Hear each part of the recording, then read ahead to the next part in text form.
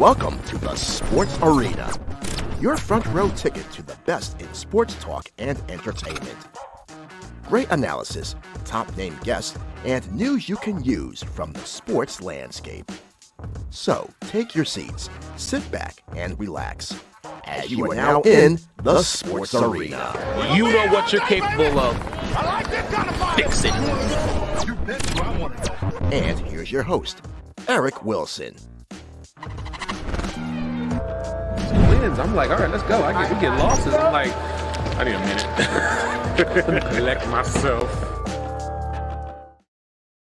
Well, what's going on, everybody? Your man Eric Wilson here in for the Sports Arena, and I've got a special guest joining me today. This brother has written some very insightful things, especially about our beloved WNBA World Champion Chicago Sky. So it's only fitting that in the off season, I get the opportunity to bring him on and just have a conversation about what the look is going to be like now that we are in the off season. I know Coach Wade has been busy. I know players are, getting endorsements and doing this and doing that. But, as James Wade told me, the minute he won, he went in there and told the locker room, let's go get another one. So please help me welcome in. He is a Chicago Sky beat reporter. He writes for The Next at the 9.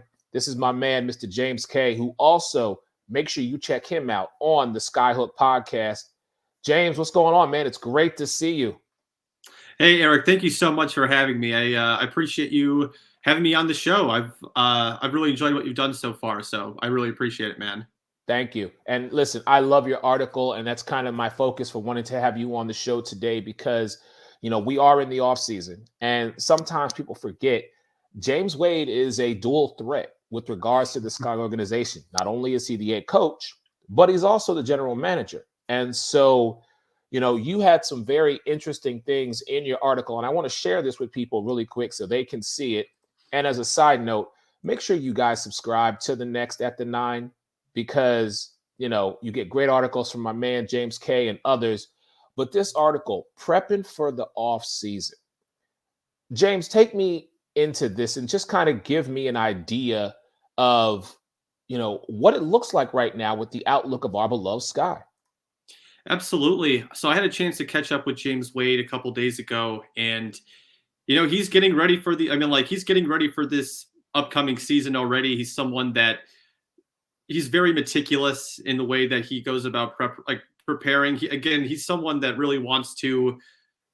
If there's an advantage out there that he can find, he's going to try to bring it and hone it and make it his own. And right now, he's got a lot of questions to answer heading into the offseason with only 4 players under contract for the Chicago Sky heading into 2022. And some of those decisions are going to be easier. Kalia Copper is expected to be back. She's someone that said at the end of her Players Tribune article that she wants to make another go at this thing. And James Wade, when I talked to him, he said, however long Kyle wants to sign for, we will give her that number. In terms of how much that contract looks like, in terms of the salary figure, I think that's something that maybe I'm assuming she's going to get the super max, which would be around $228,000. But maybe this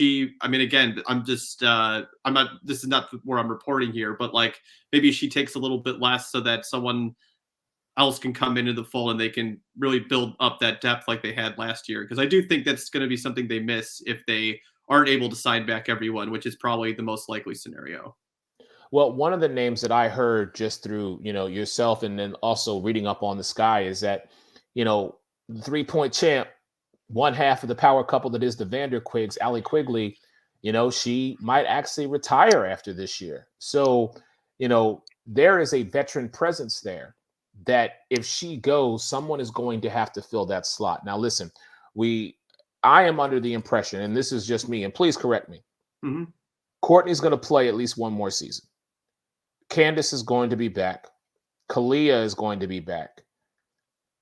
My question is Diamond DeShields and Stephanie Dolson, because those are 2 key factors, along with Azure, Dana, Lexi. I'm not taking away from anything these ladies, but, James said to you in this article about the core group. To me, that is the core group. So if Allie doesn't stay, how important is it for Diamond and Stephanie and Z to really still remain a part of this team. Well, the great thing about having Ezra Stevens in the fold, she is signed through one more season here. She signed through the 2022 season. I think she's about going to make $140,000 this season, which to me, if you look around the league, is a steal. Like Natalie Chanwa, I think is making like $185,000 with the Lynx. And if you compare those two players' production, I mean, it's not even close. Ezra Stevens is just a better front court player than Natalie Chanwa. So when you look, I mean, look, they have their front court figured out. Ka's going to be back. I would bet my life on that, and I don't use that. I don't say that lightly. I think that they're going to have Ka at the 3, Z at the 4, or Candace at the 4, and then Z at the 5. Whatever. I mean, positionless basketball now, that kind of doesn't really matter. You just have a really athletic front court right there. But you're right. I mean, this is the thing that you have to really think about is Allie Quigley. She finally achieved her dream of winning a WNBA championship in Chicago. So I actually got to report on Allie Quigley night, which was the season opener for DePaul women's basketball. And one of the things that, Coach Bruno said during the press conference was, look, Allie's playing her best basketball of her career right now, which that's a big statement coming from him and seeing what she's done throughout her entire career.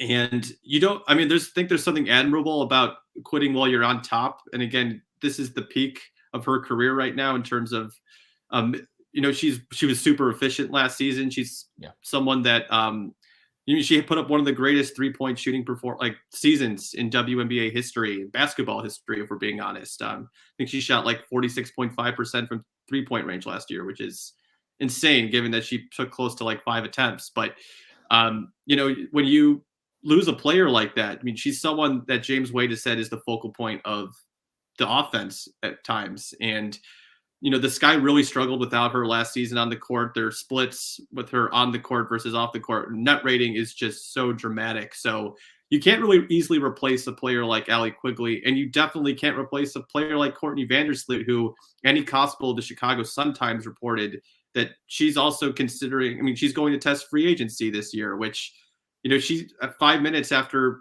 entering free agency last time, she signed on the dotted line to be back with the Chicago Sky. So that really complicates things and it opens up 100 different scenarios. So I'm sorry that's a long-winded answer, but yeah, you got to think about Diamond, Steph, whether Dana Evans is ready to take over as the backup point guard, at full time and not have Lexi Brown as someone who's the safety net when Dana isn't.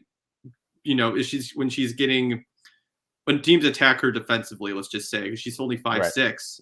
Same thing with Ruthie Hebert. Is she, she's a smaller center. Is she going to be able to take over be the same physical presence that Steph Dolson is? There's things that they're going to need from those two players heading into the 2022 season, depending on how the rest of the roster shapes up.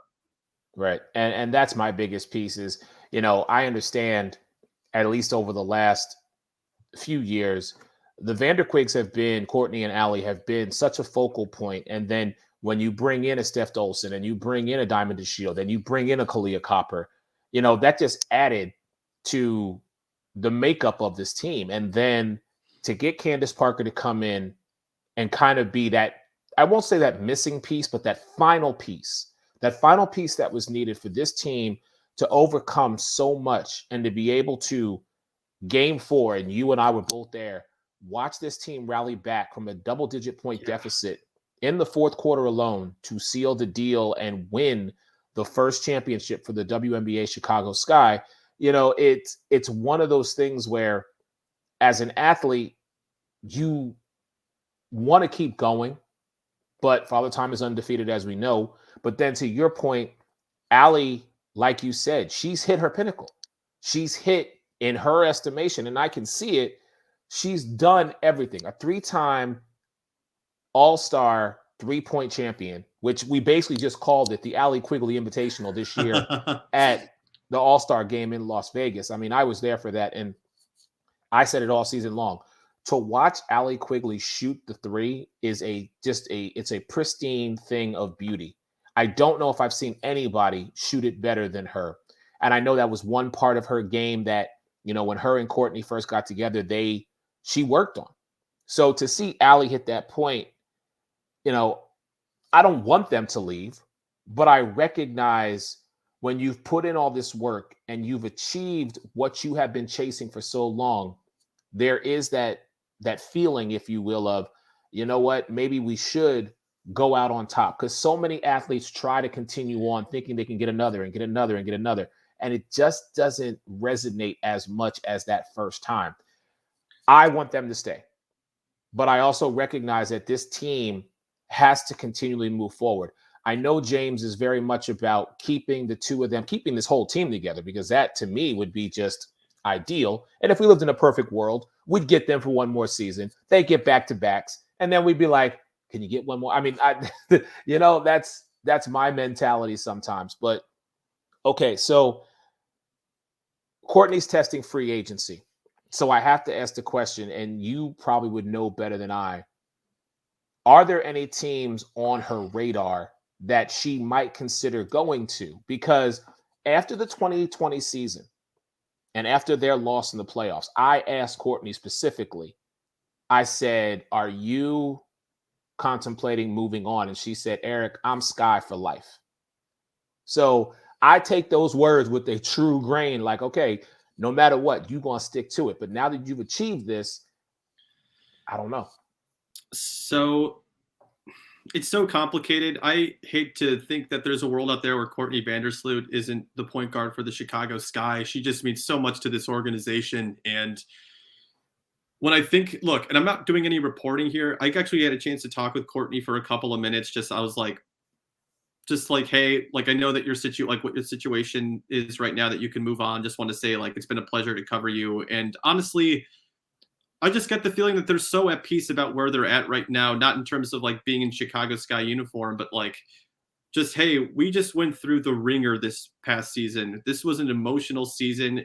It was grueling. That's something that every single player on this roster has talked about. It was like, this was a difficult thing to pull off. And it's actually one of the greatest sports turnarounds we've ever seen. The Sky going from the 6th seed, being 16-16, and then going on to win a WNBA championship. I mean, that was one of the most unbelievable tears I've ever seen. But honestly, I don't even think they made a decision. I think that they've got to get ready to go to Russia right now. Like, they have, when it comes to WNBA players, they have to play 11 and a half months out of the year, and they have to go overseas to make real money, and Right, not to say right. that hundreds of thousands of dollars isn't real money, but when you put so much into your body and this is your livelihood, I mean, you have to maximize your value. So I honestly, like, look, I don't think Courtney has made a decision on this. I'm not reporting this. I'm just saying that, like, I think she's just going to take a little bit to process all of this. Again, after this emotional thing that they just went through. But just from my own standpoint, looking at the field right now, I think if Courtney was going to leave the Chicago Sky, God forbid, I think that the only team that she would actually go to would be the Seattle Storm, going back home. She just saw what Candace went through. I don't think Courtney's really interested in the pageantry of people talking about the homecoming necessarily, but I do think it would mean a lot to her to go and win a championship in Seattle and, like, again, do it at home. And it's not like she would be doing it just to be going home. Again, this is like with Candace, right? She went there to Chicago because that was one of the best places, an opportunity she had to win a championship. And Right. when you look at the Seattle Storm, they have so much flexibility right now where they're going to sign Breanna Stewart to a max. No questions asked. I asked Stewie, are you going to be coming back to the Storm? She said yes. And, obviously Sue Bird is up in the air. Like, but maybe if she retires, that opens the door for Courtney to sign with the Seattle Storm and pair with her ex-overseas teammate in Breanna Stewart, So actually, I think they're both on the same team still. So, I mean, again, there's a familiarity there. And the thing that I think really complicates things for Seattle is that, okay, you had to go into this offseason, you had to pitch to Jewell Loyd. If you, one of the things that I'm assuming that Jewell Loyd probably enjoyed a lot about this past season is that she was the number 2 option. She made an all WNBA team for a reason. She could have been on an all defensive team, like first team all defensive team. And she's just someone that just, she's a superstar in this league and probably hasn't gotten her same amount of roses as that, like, compared to some of her other teammates that have been on this, over the last couple of years. And if you bring Courtney Vandersloot into the fold, again, I'm not reporting anything. I'm just thinking if I was Jewell Loyd and I've already won a championship, what's my next thing that I want to accomplish? Right. It might be wanting to lead your own team after being behind some of these players for a little bit now. So, but again, maybe Jewell Loyd just wants to win a championship, and they bring in Courtney Vandersloot into the fold, and they make the pieces work around it. They have like 5 unprotected contracts this offseason and just a bunch of cap space. I think they could just get rid of Epiphany Prince's $115,000 contract, and then they can really start to get to work on recruiting some veterans into the fold. And like, again, it's so complicated. I really do think Courtney's probably going to sign back for one more year. I think Allie wants to, if I had to guess, completely guessing here, Allie is going to be back for one more season to try to win 2 in a row, which is just something that's so hard to do in the WNBA. And that's where I think it's going to go. And then maybe Allie retires next off season, and then Courtney goes to Seattle next season, maybe after Sue Bird gives it another go. All of this is speculation, but I think there's a nightmare scenario where Allie retires this off season and then Courtney goes to Seattle, because a lot of flexibility there for the Storm. Right. And, I look at it that way as well. Just, I have to look at both the positives and also the negatives, if you will. I don't like to call them negatives, but, losing the Vanderquigs, I think for the two of them that have kind of stuck with this team through everything, through all the adversity, through all the trials and tribulations, to finally come out and reach the mountaintop and do it together and have the pieces around them that have supported them and been there with them and encouraged them. Like we heard in the post-game press conference, Candace was the one who told Courtney that you need to get James. Yeah. And Coach James Wade. And, James Wade is the one who told Courtney, listen, stick with me. I'm going to get you a championship. And now 3 years in, the man held up his end. So I would love to see it happen, but I understand the business side of things. And sometimes, as we know, that money talks. But yeah, I agree with you. I am on the same page as you. And again, not reporting just pure. What I would like to see happen is this entire core group stick around for one more season, bring home another championship, because I really don't feel we've seen the best of that team with Candace, Courtney, Allie, Steph, Kai, Diamond, Lexi, Dana, Ruthie, Z, and Estu, because they only played one season together. 16-16 does not define them. And Candace Parker said that too, just right. to let you know. Like, I talked to her after game 1 in between, there was like 4 days in between game 1 and game 2 of the WNBA finals. And I asked her, like, hey, things are starting to click. Like, what do you think has been going right? And she told me, like, look, I still feel like we haven't played even close to our best basketball at all together. And that's something, they just won a championship. And obviously they were 16-16. We cannot forget about how difficult it was for this team to get there, and how incredible it was for them to pull off the run. But you're right. I mean, I didn't mean to interrupt you, but Candace Parker had the same type of assessment as you. So, and James Wade said it, when I talked to him, he said, like, look, rent is due every day. I tell them that every day, but that also works the same way for me as a general manager. Right. So I think that I'm with you there. Like, there's a selling point here that James Wade can use to Courtney. Like, look, we are just getting going with this thing. We didn't even have a full training camp together because of COVID. They had the whole Shyla Heel situation. Gabby Williams asked out, like a week before the WNBA draft. Like, there were things that even before the season that were brewing here that were like, man, a lot of teams don't overcome that. And if you don't have strong leadership at the top with James Wade, his coaching staff, and they really seem to really like Michael Alter as the owner as well. Like, if you don't have that structure, I mean, this thing could have collapsed so much quicker than the results at the end here wouldn't have happened without that type of leadership. So. No, you're absolutely right. James, I appreciate your time. I know you are a busy man. Could you just do me a real quick favor? I'm going to put you and give you the screen. Let the people know where they can read your work, where they can find you, and just talk a little bit about yourself, please.